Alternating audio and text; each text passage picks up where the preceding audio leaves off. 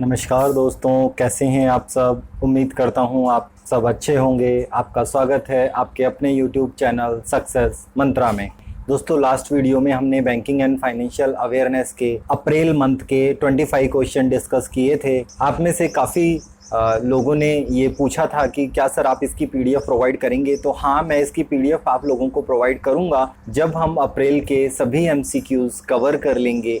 उसके बाद में मैं आपको कंबाइंड एक PDF प्रोवाइड करूंगा अप्रैल मंथ की। तो उस PDF का जो लिंक होगा वो आपको फाइनल वीडियो के डिस्क्रिप्शन में मिल जाएगा। तो पिछले वीडियो के MCQs आप लोगों को काफ़ी पसंद आए और वो MCQs उसी पैटर्न पे आधारित हैं जो कि पेपर में आता है। तो आप उनकी अच्छे से प्रिपरेशन कर लीजिएगा। और आज हम उसी कड़ी में सेकंड पार्ट की ओर चलेंगे जहाँ पे हम 25 MCQs और देखेंगे banking and financial awareness April month के। और ये भी आपके लिए बहुत इम्पोर्टेंट होने वाले हैं RRB एग्ज़ाम 2020 के लिए। तो चलिए दोस्तों, स्टार्ट करते हैं और आगे बढ़ते हैं अपने banking and financial awareness MCQs की तरफ। यह दोस्तों banking and financial awareness for the month of April part 2। तो चलिए स्टार्ट करते हैं और हम देखते हैं पहला question. Name the payment bank which has join with Bharti AXA general insurance and launch Bharti AXA group health assurance policy and group hospital cash insurance plans. उस पेमेंट बैंक का नाम बताइए जिसने भारतीय एक्सा जनरल इंश्योरेंस के साथ जुड़कर Bharti AXA group health assurance policy और group hospital cash insurance plan launch किए हैं। तो ये आपके ऑप्शन है 5। और पिछली ही वीडियो की तरह आप लोग हर क्वेश्चन का आंसर देने की कोशिश कीजिएगा और वीडियो के डिस्क्रिप्शन में कमेंट में मुझे ज़रूर बताइएगा कि आपके कितने क्वेश्चंस सही हुए हैं आउट ऑफ 25। तो इसका आंसर होगा Airtel payment bank, option number 5। Next question. Name the organisation which has confirmed force majeure disaster was not applicable in case of कोविड-19। उस संगठन का नाम बताइए जिसने फोर्स मेजॉर आपदा की पुष्टि की है, वह कोविड-19 के मामले में लागू नहीं था। और इसका आंसर है Life Insurance Council of India. Next question. With which company Punjab National Bank Housing Finance signed an agreement to raise $75 million fund to provide loans to affordable housing segment. Punjab National Bank Housing Finance ने किस company के साथ किफ़ायती आवास क्षेत्र को ऋण प्रदान करने के लिए $75 मिलियन अमेरिकी डॉलर जुटाने के लिए एक समझौते पर हस्ताक्षर किए। तो ये जो PNB हाउसिंग फाइनेंस ने एग्रीमेंट किया है, ये किया है जापान इंटरनेशनल कोऑपरेशन एजेंसी के साथ। तो यानी कि आपका राइट आंसर है option number 3, Japan international cooperation agency. Next question. What is the grant that was allocated by SAARC development fund for covid projects.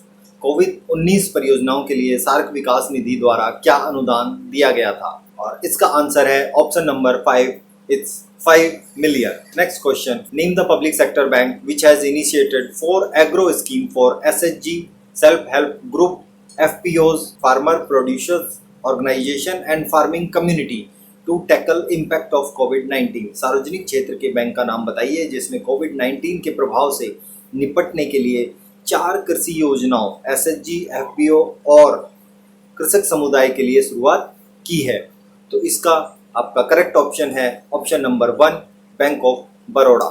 Next question. Small Industries Development Bank of India announce to provide emergency working capital of up to for small and medium enterprises SMEs। लघु उद्योग विकास Bank of India SIDBI ने लघु और मध्यम उद्यमों के लिए SME के लिए कितनी आपातकालीन कार्यशील पूंजी प्रदान करने की घोषणा की है। और इसका करेक्ट आंसर होगा option number 2, 1 crore. Next question.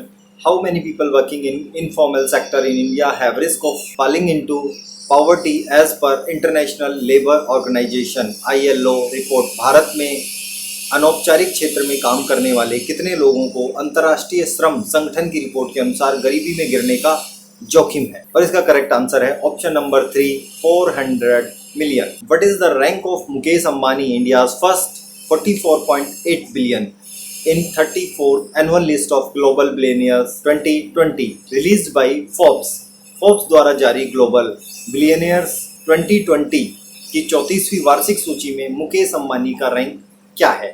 इस सूची में जो पहला रैंक है वो है जेफ बेजोस का, जो कि अमेजन के CEO हैं, जिनकी कुल संपत्ति जो है वो है 124.7 बिलियन। इसी में मुकेश अंबानी की जो संपत्ति है कुल वो है 44.8 बिलियन और उनका रैंक है 17, यानी option number 3 is the correct answer. The Appointments Committee of Cabinet has approved the extension of service for chairman of the Mumbai-based Bank Board Bureau by 2 years. Who is the present BBB chairman? Bank Board Bureau chairman part time. Cabinet की नियुक्ति समिति ने मुंबई स्थित bank board bureau के अध्यक्ष के लिए सेवा के विस्तार को 2 साल के लिए मंजूरी दे दी है। वर्तमान बीबीबी अध्यक्ष अंशकालिक पार्ट टाइम कौन है? और इसका करेक्ट आंसर है option number 1 Bhanu Pratap Sharma. What is the approved amount under India COVID-19 Emergency Response and Health System Preparedness Package to build health infrastructure in states and UTs till March 2024 by Government of India? Bharat सरकार द्वारा मार्च 2024 तक राज्यों और केंद्र शासित प्रदेशों में स्वास्थ्य के बुनियादी ढांचे के निर्माण के लिए भारत कोविड-19 आपातकालीन प्रतिक्रिया और स्वास्थ्य प्रणाली तैयारी पैकेज के तहत अनुमोदित राशि क्या है? और इसका करेक्ट आंसर है option number 4 15,000 crore. Next question, what will be the consumer price index CPI based inflation of India in first quarter of FY21 as per RBI's monetary policy report MPR। Short form है, आप इसकी full form याद रखिएगा, monetary policy report is called MPR।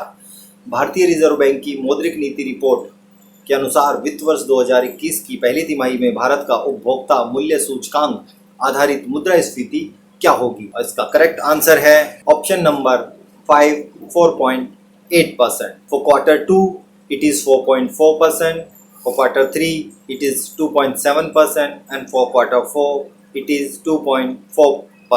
Next question, who is the face of RBI's Twitter campaign to adopt digital modes of payment? भुगतान के digital तरीकों को अपनाने के लिए RBI के ट्विटर अभियान का चेहरा कौन है? और इसका सही आंसर है option number 4, it's Amitabh Bachchan. Name the small finance bank which launched digital banking platform named DigiGen to open digitally a saving account and fixed deposit instantly anytime and anywhere।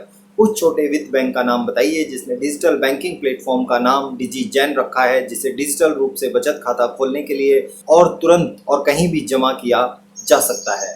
तो इसका आंसर है option number 5 Jana small finance bank. Next question, name the person who has been reappointed as MD and CEO of Karnataka bank for next 3 years. उस व्यक्ति का नाम बताइए जिसे अगले 3 वर्षों के लिए कर्नाटक बैंक के MD और CEO के रूप में पुनः नियुक्त किया गया है। ये पहले भी कर्नाटका बैंक के ही CEO एंड MD थे और इन्हें फिर से 3 वर्ष के लिए कर्नाटका बैंक के MD और CEO के रूप में नियुक्त कर दिया गया है। और इसका करेक्ट आंसर है ऑप्शन नंबर 1 महाबलेश्वरा MS।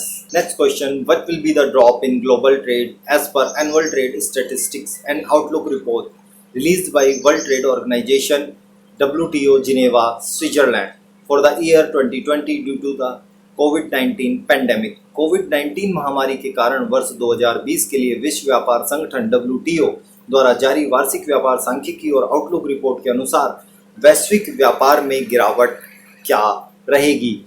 इसका करेक्ट आंसर है ऑप्शन नंबर 1 13 to 32% का प्रेडिक्शन WTO ने दिया है वैश्विक व्यापार में गिरावट का। Next question, name the private sector bank which has extended the bank assurance with Max life insurance for 5 more years and dedicated financial year 21 as year of the customer. निजी क्षेत्र के उस बैंक का नाम बताइए जिसने मैक्स लाइफ इंश्योरेंस के साथ 5 साल तक करार बढ़ा दिया है और वित्त वर्ष 2021 को ग्राहक का वर्ष के रूप में समर्पित किया है। करेक्ट आंसर है option number 1 Yes bank. As per South Asia economic focus the cursed blessing of public banks report Indian economy will grow at 1.5 to 2.8% for FY21। Name the organisation which released the report South Asia economic focus. Public बैंकों के स्थापित आशीर्वाद के अनुसार भारतीय अर्थव्यवस्था 1.5% से 2.8% की दर से बढ़ेगी।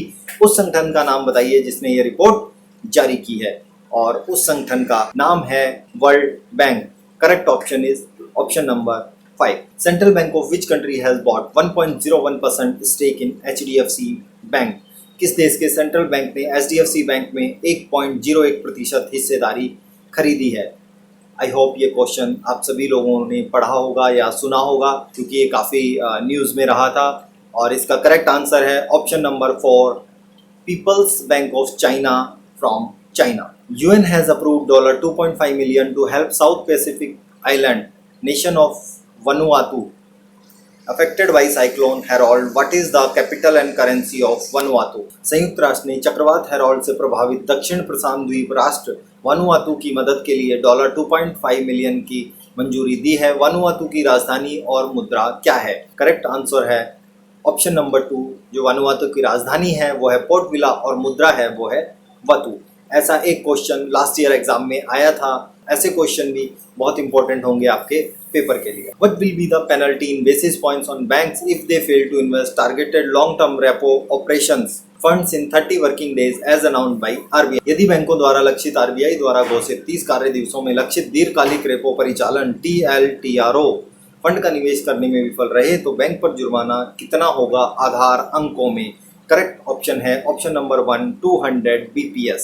प्रिवेलिंग जो पॉलिसी रेपो रेट है उसके ऊपर 200 BPS और प्रेजेंट जो पॉलिसी रेट है that is 4.40। What is the interest rate in RBI's new series of sovereign gold bond SGB scheme under close 3 of section 3 of government securities act 2006, namely sovereign gold bond 2020-21 for first half of FY21। RBI के sovereign gold bond scheme की नई श्रृंखला में वित्त वर्ष 2021 की पहली छमाही के लिए ब्याज दर क्या है? तो ये भी आपका एक अच्छा क्वेश्चन बन जाता है कि सॉवरेन गोल्ड बॉन्ड स्कीम के तहत जो बॉन्ड इशू किए जाते हैं वो कौन सी धारा के तहत, कौन से खंड के तहत जारी किए जाते हैं। What is the bank rate growth of India for the fiscal ended March 31, 2020 as per RBI data? भारतीय रिजर्व बैंक के आंकड़ों के अनुसार 31 मार्च 2020 को समाप्त वित्तीय वर्ष के लिए भारत की बैंक दर वृद्धि क्या है? और इसका करेक्ट आंसर है ऑप्शन नंबर 3, 6.14%। और ये जो वृद्धि दर कम हुई है ये हुई है due to lower demand and risk aversion among banks. With which public sector bank the government telecom operator BSNL has partnered to launch Bharat InstaPay UPI based payment platform?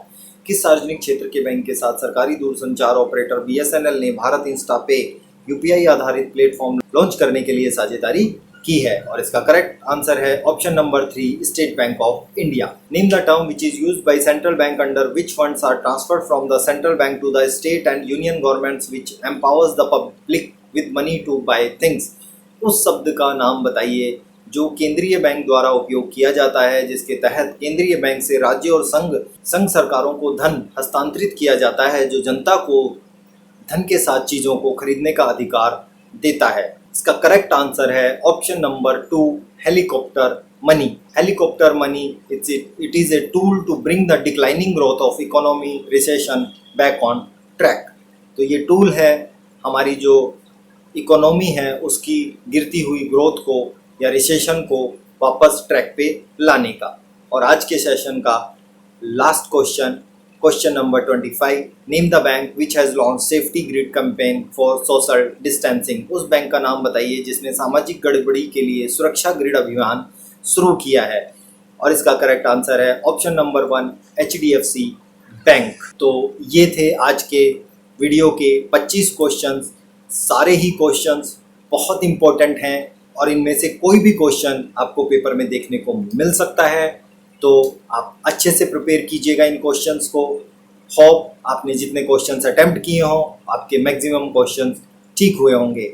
तो अगर banking and financial awareness for the month of April का ये part 2 25 MCQs आपको अच्छे लगे हों, आपको पसंद आए हों, तो वीडियो को लाइक ज़रूर करें, वीडियो को अपने दोस्तों के साथ में शेयर करें, वीडियो पे कमेंट करना ना भूलें। और अगर आपने अभी तक इस चैनल को सब्सक्राइब नहीं किया है तो आप चैनल को सब्सक्राइब जरूर कर लें और उसके बगल में बेल बटन को प्रेस कर दें ताकि जो भी इम्पोर्टेंट वीडियोस मैं आप लोगों के लिए लेके आऊँ उसका नोटिफिकेशन आपको जल्द से जल्द मिल जाए। आप सभी लोगों की तैयारी बहुत अच्छी हो। इसी के साथ में आज के वीडियो को विराम देंगे। बहुत बहुत धन्यवाद। Thank you.